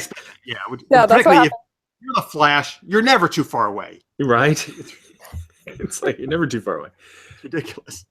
That's the same when they tried to play up the Flash and Felicity. And it was like, we're in completely different shows. We can't be together. Right, because that was before Patty. Yes, Barry and Felicity I thought was a perfect match. Actually, I wanted them to get together.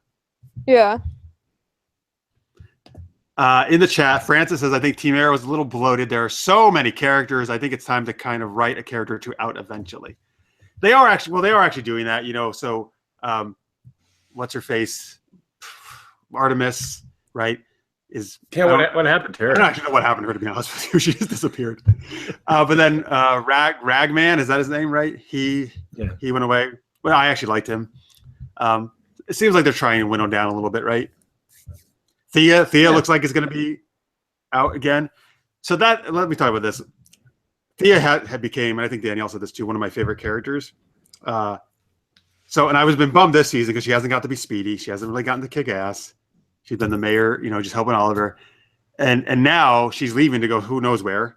So it looks like she was actually not even that many episodes. I mean, there was a few episodes she just was not on vacation or something, or I don't know what she was doing. So I'm kind of bummed about that. About Thea this season. I don't know. What do you think, Danielle? I'm super bummed. I mean, the whole reason I like watching it is because the brother-sister dynamic kick-ass team.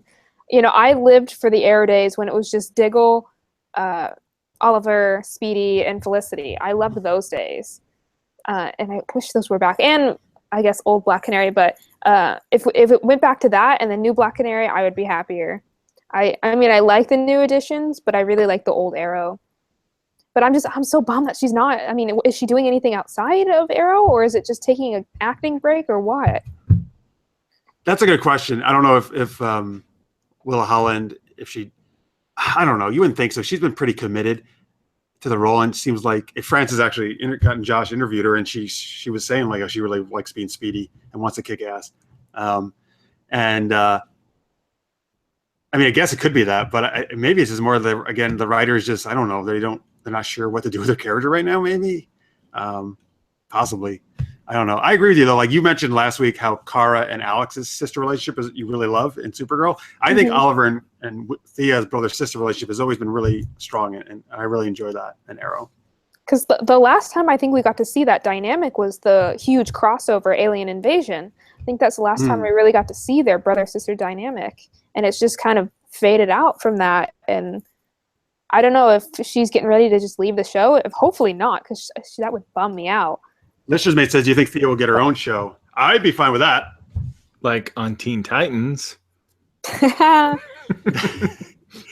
could fit. But she never actually is in Teen Titans, is she? I could see her play Raven, though, in Teen Titans. I mean, well, is there ever one of Speedy. Is it Roy or anybody, any of those guys, Arsenal, anything in Teen Titans? Yeah, Roy was a founding member. Okay. So they could have her instead. I kind of miss Roy, too. I wouldn't mind seeing Roy come back, at times. Yeah. Yeah, I would like to, too. I much more want Speedy. I want her, but... I do think that the Arrow universe is too congested now, and it's like so many people are taking a backseat, and I don't want Thea to take a backseat. That's the last person I want to see take a backseat. If anybody, it should be Felicity, or I think just Felicity should probably take a backseat now.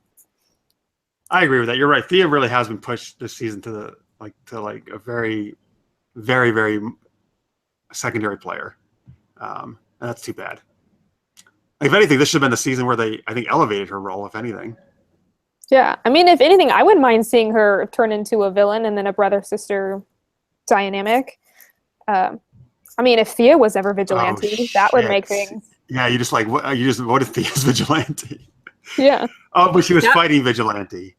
Unless she set it up and she had someone else play Vigilante to make sure nobody thinks it's her. Yeah. Not that everybody thought it was her in the first place. I don't think she's tall enough to be Vigilante. Either. She's not tall enough or bulky enough for that. No, that'd have to be like some kind of robot suit or something for her to be her. She's pretty short and skinny. All right. Well, if Thea's going to go away, she should go train with Talia and become even more badass than she already is. Maybe Talia will take her under her wings, and she knows stuff about the Lazarus Pit. Maybe she can do something to manipulate her and bring out that bloodthirst again. See, I think they should get rid of the other characters. I think they should cancel Legends, bring back White Canary, bring back the badass White Canary. Yes. Throw Thea back in there to train with her, and then maybe make Thea the villain, and you have to bring White Canary back in order to get Thea back. And you bring Malcolm Merlin back to Arrow, who I think is amazing villain. And that's a dynamic with Thea as the father, obviously, which is cool. You'd have to team up with Oliver. Yeah. To stop Thea. That'd be awesome. That'd be great. Yeah. Marks, what were you going to say? I'm sorry. Or you get rid of Legends and have Sarah and Thea and whoever else join as Birds of Prey. Oh, okay, cool. I thought you were going to say Teen Titans again. Sarah wouldn't be a Teen Titan. No, I know. But all the teen girls would fall in love with her, obviously. Oh, of course. Teen Titans. All the girls would fall in love with her. They'd instantly turn lesbian or something. That's her superpower. It's a superpower, apparently, yes. Which is actually a very powerful thing to be able to do. Yes. I'd be cool with Sarah being parts of Birds of Prey. Dude, that just makes sense. Seriously, I wouldn't be surprised if they do that. Particularly, have the Black Canary spin off into that at some point. It just makes sense.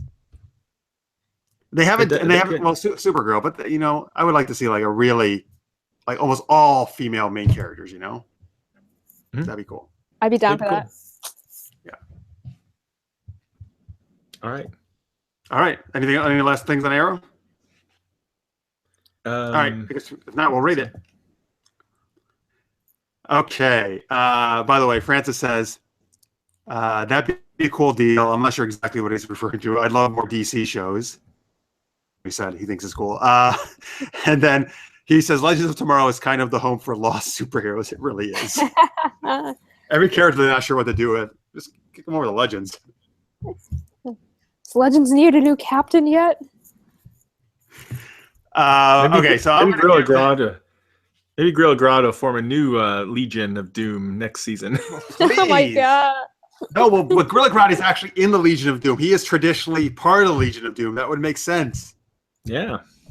I'll probably fuck him up. I'm calling it. It's going to be Gorilla Grodd and King Shark, maybe someone else together as some kind of animal supervillain team. Oh, next and season. maybe Lex Luthor, because we haven't actually seen him in anything. He's in a different Earth, but yeah. You never I know. think. Well, he can come over. No, I think Lex Luthor is probably going to be the villain for Supergirl season 3.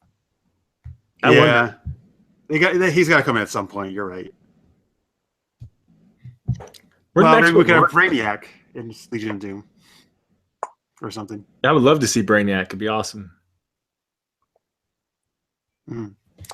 All right, so this episode of Arrow, I will give 4 boxing glove arrows. I thought it was a solid episode. I enjoyed it. Marks? Yep, same with me. 4 boxing glove arrows. It was solid. Wasn't the best of the best episodes I've ever had, but it was a good, solid episode. Hey, was that a reference to Best of the Best, the martial arts series of movies? No.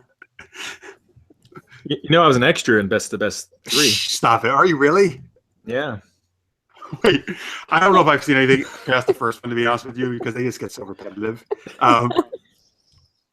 But okay, tell me, were you like a karate student or something? What were you, a competitor? No, I was just in a group of people and stuff, and this one scene. What were you doing? Did you have a monkey pee on your head? No monkeys peeing on my head. There were no monkeys in the scene, or in the entire movie either. So what were you doing in the scene? We're watching this town hall scene where they were talking, and these some of the bad guys actually pop up right behind me and a couple other people I'm sitting with and try to, like, harass us a little bit. Not that they focused in on that, but they were. So do they actually kind of have a shot where you can clearly see you though? Then you can see me clearly. Yeah, you can see me in it. Best of the Best 3, right? Best of the Best 3. Yes. I don't understand. I'm no facial hair. I'm quite a bit, obviously quite a bit younger back then. Oh man. I just have a picture of someone like taking a freeze frame of that, printing that picture out, and then photoshopping you at the zoo with a monkey behind you. Oh, geez. Oh my God! Anybody watching the show, please do that. That you'll be like the fan of the freaking century or whatever. So we'll post it everywhere. So good. Yeah. So I don't know, why didn't they have you? Look, you're a martial artist, man. They should have had you fight though. You should have been one of the competitors. I don't know. I couldn't. Well, 3 is different than the other ones. 3 is like the main star goes to the small town. I forget why. Oh, so I forget. I can't remember why now. Visiting some family friends or something. I can't remember what it was. And a small town is having problems with a bunch of neo-Nazis, basically trying to take over the place. Oh shit! Yes, I think that's the plot line. Yeah. So I wasn't going to be playing a neo-Nazi. So, well, you were playing just a regular town guy, right? I was a regular town guy. That's all. Just regular town. You should have done improv one of the scenes and just turned around and did some karate moves against the guy harassing you. That'd be great. Yeah. Was it a neo-Nazi guy harassing? Yeah. There were some of the neo-Nazi guys. Awesome, man. Some of the main, actually, one of the main. Movie.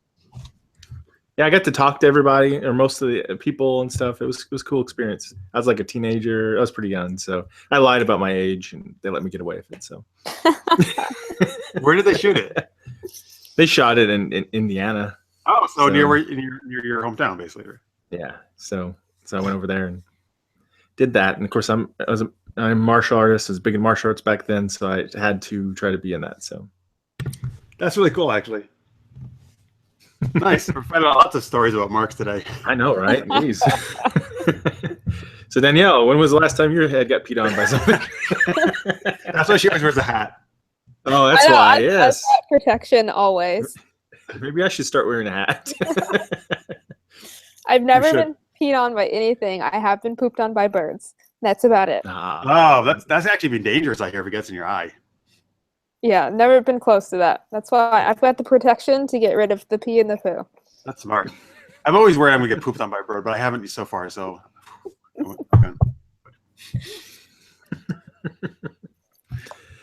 All right, cool. All right. So I guess that pretty much does it for us for tonight for this week's DC Action Hour. Thank you everybody for if you're watching live. So Francis, Lister's mate, Victor, Paul, everybody who's in it. Thank you guys so much. I really appreciate all your comments. Thank you, Francis, for all your knowledge, helping us out when we couldn't remember names and stuff. Awesome. You can go enjoy your marathon of Riverdale now, sir. You and Danielle can Skype together and talk about it. You two, one of these days, you guys are gonna do a Riverdale show. I'm just waiting for it together. Yeah, it's gonna be, yeah. All Riverdale all the time. I'm not the only one who thinks there are supernatural elements in there, because I know someone who was talking about Riverdale to me the other day, and they're like, it has vampires in it, right? And I'm like, no, I don't think so. I asked Francis specifically about that. He's like, no, there's no supernatural at all. I was like, Mark's taught that. It's something about their ads. It makes it seem like it, I think. The ads are ridiculous. It's just got that Vampire Diaries look. Yeah. I'll give you that. It does. I used to watch Vampire Diaries. I actually liked that a lot, but I just fell out of watching it. Yeah, their series finale is next week. Oh, that's right. I forgot that show's wrapping up. Mm-hmm. Maybe some of those characters will show up on Riverdale. And they'll bring supernatural. No, they're just going to go to Legend. Oh, right, of course. Yep. You know what we need, guys? We need a vampire on the show. Obviously, Damon has to go over there. Yeah. Of course. He'd liven that up. So Francis, by the way, says in the chat, I'm down with doing a Riverdale show. So he's all for it. Of course. All right, so we will be back next Sunday, 8 p.m. Eastern. So I checked the schedule here. Arrow is off next week, unfortunately, but the other shows are on. So we'll be doing Flash, Supergirl, and Legends next week. We'll probably work in some news as well. We'll do some other zany super tweet. If you have any suggestions for super tweet questions, any kind of fun questions like that, please feel free to send them to us. Put them in the chat. You can send them at Super Geeked Up on Twitter, on Facebook, wherever you want to post them. We always appreciate that.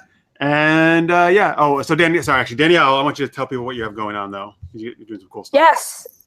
We launched No Ordinary Nerd, my podcast, and I have launched our campaign #FightTheStigma, where we have created a warrior T-shirt with @LucioDraws on Twitter, who designed it for us. But we are selling those over at represent.com/FightTheStigma. All the proceeds go to Bring Change to Mind, which is Glenn Close's charity on mental illness to help fight the stigma. So I encourage everyone to go to represent.com/FightTheStigma to get your T-shirt today. Yeah, it's definitely so I've seen it. It's really cool shirt. It's really awesome. So and I just put the link in the chat, folks, if you want to go over to that website and support. Cool. Where else can people find you on Twitter and all that good stuff? You can find me on my website at angstynerd.com, and I am on Twitter at angsty_nerd. And the podcast is at No Ordinary Nerd. All right. By the way, I wanted to ask you this before we started. Are you in your garage? I am in my garage. That's where all my posters are. Okay, that's where they are. I wonder if you just set up a little area. That's your secret headquarters. Yeah. Oh, all right. That makes sense. It's my bat cave. Oh, well, that's cool. Or the Arrow Cave. Very good. I like that. At one point, did the garage door opener go off? Yeah, it scared the living daylights out of me. You're like, stop pulling your car in here. I'm trying to do a show. Because you could probably go back and see where I jump a little bit because I'm not used to that going up. We never open it. That's why. It was a Legion of Doom coming to get you. I know, it's Vigilante behind there. All right, Mark, so where can people check out what you're up to? You can find me at markspile.com, where I post stuff about the podcast I co-host, GenreTainment.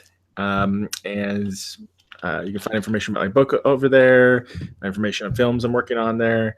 And also you can find me on Twitter at Mr. Marks. All right. And you can find all our stuff at supergeekedup.com. So all the stuff I'm up to or my cohorts here are up to is on there. So Super Knocked Up, my superhero comedy series is up there. And there's actually a link to where you can watch it for free on Amazon right now. Both seasons are on there, which I'm excited about. And if you get a chance to rate it and give a comment, that always helps out. And we got our Super Geeked Up, geeky pop culture show, which we're doing this Wednesday, 11 p.m. Eastern. It's actually going to be our season finale for this season. And Mark's has hosted it recently. Danielle's been on it recently as a guest. And we have the guys from Demon X from Frostbite Pictures coming up on there. Actually, Mark's, you'll like it because the the lead actress, Cassandra Ebner, is as a stunt woman as well as an actress, and she's actually in a lot of the Vancouver series. That's where they're based. I'll try to check it out. And let's see, Dungeons and Dragons Monday Night Mayhem is tomorrow. Actually, Marks and I are going to be playing some D&D tomorrow night, 8 p.m. Eastern. You can watch all this super geek. What was that, bow and arrow? That was my bow and arrow. He's playing a ranger, so that's good. And then next Monday, actually, we're going to be alternating between D&D and a new game called The Strange, which Marks is going to be the game master of. You want to tell him quickly about The Strange? The Strange. I thought you were saying, no, actually, I don't. The Strange is a game setting where there's this alien device that has created a bunch of pocket dimensions that are essentially fiction. They're sort of like fiction gone awry or crazy or something, where there could be worlds of Sherlock Holmes, worlds of the War of the Worlds, Wizard of Oz land, all this different stuff that's been created, influenced by humanity's psyche in a way. And the players play characters who both have the spark, the knowledge of this existing, and also who can translate or travel to these other dimensions.